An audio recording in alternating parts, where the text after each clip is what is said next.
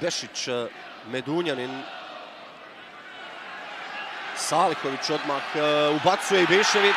Ibišević se namjestio i pogađa! Vedad Ibišević. Prvi minut.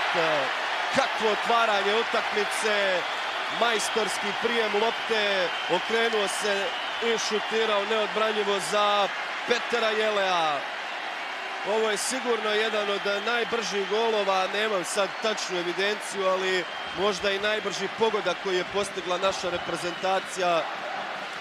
Saliković ubacio, to je ta veza još iz vremena kada su njih dvojica igrali u Hoffenheimu.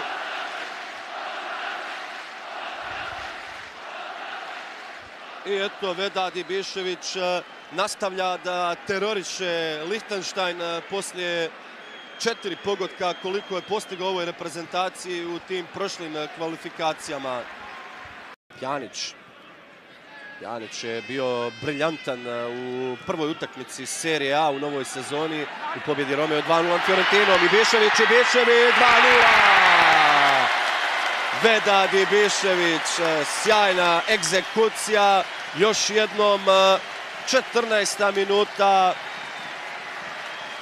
Vrlo lagan pogodak, zadovoljstvo na našoj klupi. Vidjeli ste tu pomoćnike Safeta Sušića kako se osmijehuju, ali ne i naš selektor.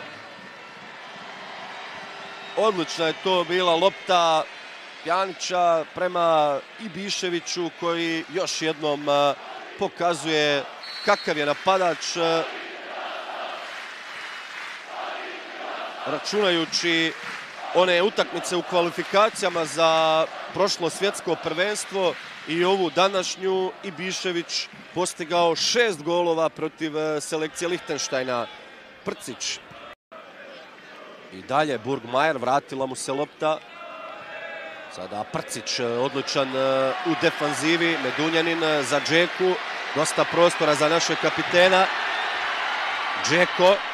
Džeko će li pucati? Džeko u driblingu, sjajan potez i kakav gol Edina Džeke!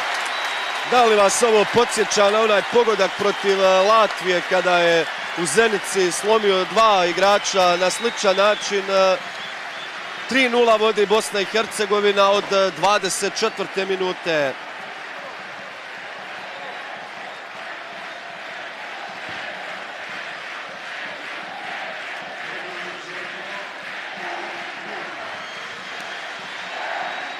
Prava majstorija Džeke, evo vidjet ćemo je još nekoliko puta i uživati.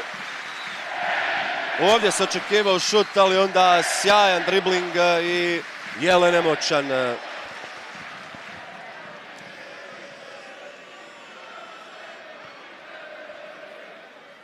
Šunjić dobro skače, Pjanić, Bešić. Medunja.